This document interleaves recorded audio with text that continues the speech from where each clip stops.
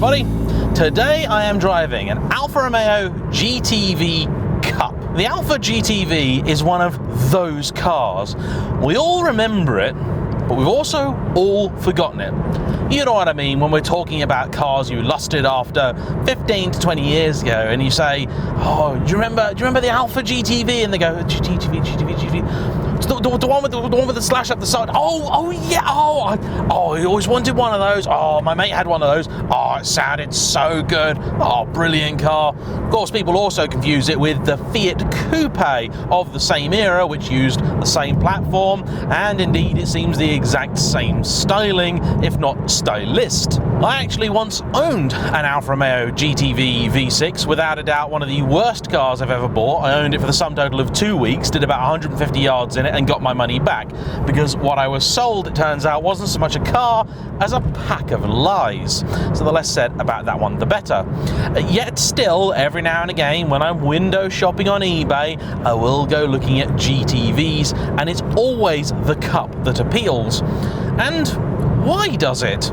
That's a very good question, because on paper this really isn't a very good car at all. You see, under here you have the ancient Fiat Tipo 2 platform, which was not exactly new when this car came out. Up front you do have that glorious 3-litre 24-valve V6 Busso engine, which makes a lovely noise but not a huge amount of power at around 220 horses in this particular car. Practicality is definitely not this car's strong suit either, with very little room in the back and almost none in the boot. Seriously, it's sort of super mini levels of storage in the rear.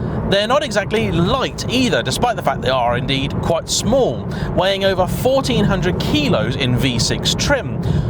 But this is an Italian car. You cannot judge it by normal metrics. Oh no, that simply will not do. This is a car that you need. This is a car that you lust after. This is not a car that you sit down of a quiet evening and decide is probably the right thing to buy.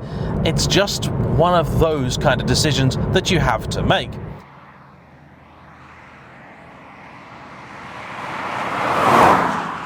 Now, what actually sets the Cup aside from the regular V6? Well, embarrassingly little. The Cup itself was built to celebrate the one-make race series that Alfa Romeo had that featured this very car. And a one-make race series, to me, is often a way of saying it wouldn't actually have been competitive had we tried to race it against anything else. But they did make this car look very good. I've never been that much of a fan of the regular car's looks, but you add that little lip spoiler, bit of an arch extension, and that rather dramatic rear wing, and you've got yourself a fine-looking automobile. And I'm very thankful to this car's owner, Robin, for bringing it to me. He works for Haggerty Insurance, one of the world's largest classic car insurance specialists, and up until very recently, this was their poster car. And indeed, if you're looking at things and saying the words modern classic, I'd say this has got a chance of being up there. The Cup was a proper limited edition, and indeed, each one got its own plaque. This is number 87. They were available in both left and right-hand drive trim, with about 155 being made in right-hand drive form. Nearly all the V6s were red. They did do the twin-spark 4-cylinder as well, but I think they were all a grey or a blue or something else. Now, people will always argue as to which is the superior engine to have in these cars. Most, like myself, would just go straight for the V6, citing its gorgeous looks, fabulous sound, especially with an aftermarket exhaust, and its grunt relative to the 4-pot. However, proponents of the twin spark will say that the V6 is a heavy engine in the front of a car which is already somewhat front biased. They would be right. Indeed, this is 63% front weight distribution in this car. Not really ideal. Suspension setup is interesting too. Up front you have a reasonably conventional McPherson strut layout, but at the back you have a fairly complicated multi-link setup which is actually designed to give something of a passive rear steer under vigorous cornering. Now, this car is a father and son project enjoyed by Robin and his dad, and I always love to see automotive stories that involve the whole family. They've taken it to the Le Mans Classic a couple of times, and indeed it seems like actually a pretty good car to do some miles in. But what I'm really eager to find out is just how good it is when you throw it down a lane, because this is an Alfa, this is an Italian car. Racing, fans will say, is in its blood. Let's see what it's like.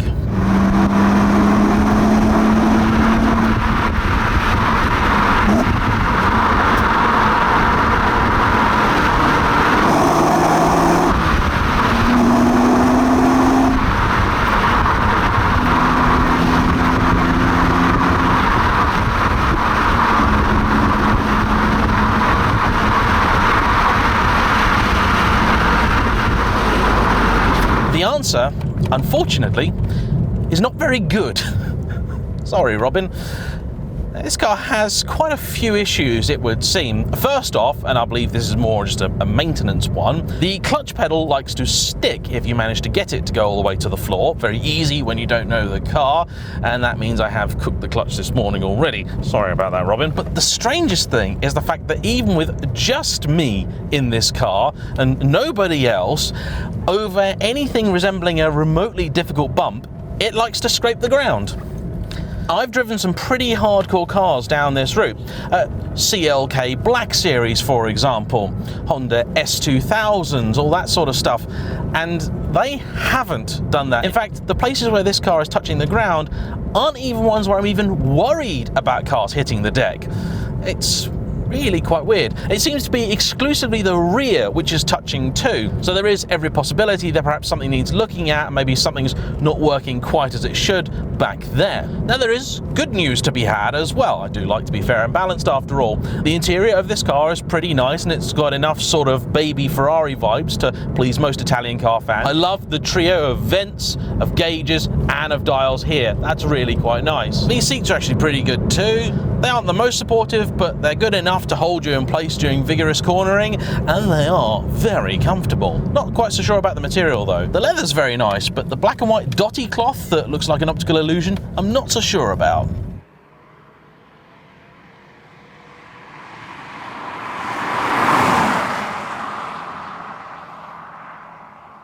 The Zender exhaust on this isn't too vocal, you get just enough of a thrum into the cockpit, and it makes a nice sound all the way up to its sort of 7,000 RPM red line. And that 7,000 RPM really is where you want to be, because this engine does love to rev. That buso is something that Italian car fans seem to go all unnecessary over. While I don't think it's perhaps as saintly as many claim it to be, I do think it is a very enjoyable power plant and a really nice thing to use. The gearbox itself has a fairly long throw. It's a little touch of imprecision about it, but doesn't get in the way of proceedings. It's not as bad, for example, as in the Delta Integrale. 6 speeds too, which is nice, and that gives this car a very unexpected twist, because what I think this is very good at being is a GT car. Although it might be scraping the bottom of these roads, the reason I suspect it's doing it is because it's been set up to be actually quite softly sprung. You wouldn't expect that from something called the Cup, would you? But no, it's exactly the same as you get in the regular GTV V6. Steering is far from brilliant, it must be said. There's a little bit of texture coming through the wheel, but the helm is actually quite light. And I can see what Robin means about the back end. He did forewarn me about it and said that it does feel like it's trying to essentially crab round a corner. It's not too distracting. I've been in cars where it's been more disconcerting, and turn-in is actually pretty decent once you get into a rhythm with the car. But now I'm worried about scraping it, I'm worried about damaging it. And that does take the edge off the enjoyment somewhat. It wants to love this road, it really does, but I'm afraid to let it. View out's pretty good too. The car really is diminutive, so you can place it nicely and easily. And it's just as well, because it does move around a little bit when you start putting the power down. This particular vehicle is running on Michelin Primacy 3 tyres, which are not the stickiest of rubber. They're actually used on the Prius because they're quite efficient, so this isn't going to go around the bends as well as it possibly could.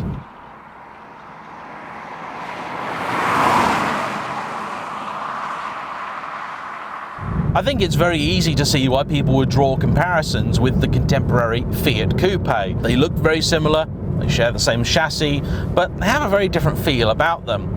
I would say that the coupe I drove had somewhat better steering and a little bit more firepower thanks to its turbocharged and also in that example modified 20-valve 5-cylinder. Oh, turning circle in these, by the way, is also absolutely atrocious. I mean, seriously, it's terrible. The throttle pedal seems unnecessarily sensitive too.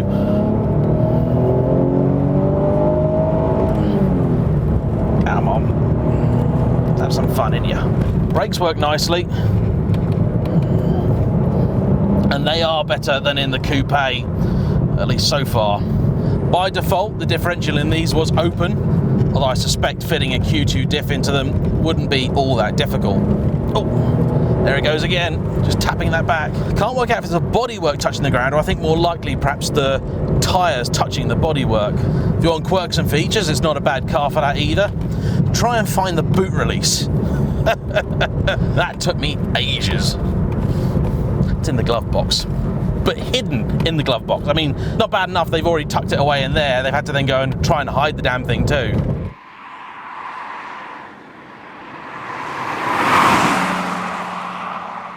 I guess the issue with this car being set up perhaps more as a GT means that its criminal lack of space then becomes more of an issue. And there is one really rather large sticking point with these: the price.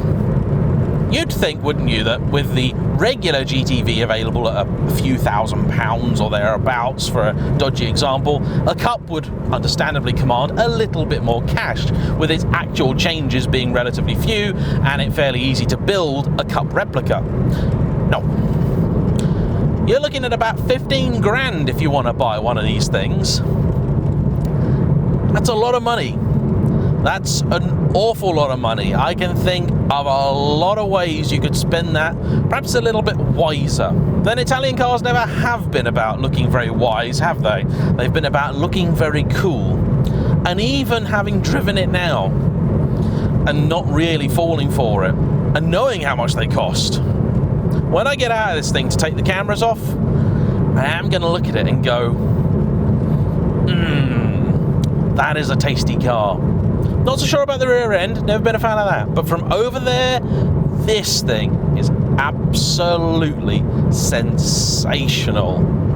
Alfa Romeo. What would we do without you? There we have it. That's a quick little look at something of a forgotten car from the 1990s and early 2000s. Hope you've enjoyed today's video. If you have, don't forget to comment down below. Please hit the like button and subscribe if you haven't already, because it does make a very big difference to me and the channel. Thank you so much. Bye-bye.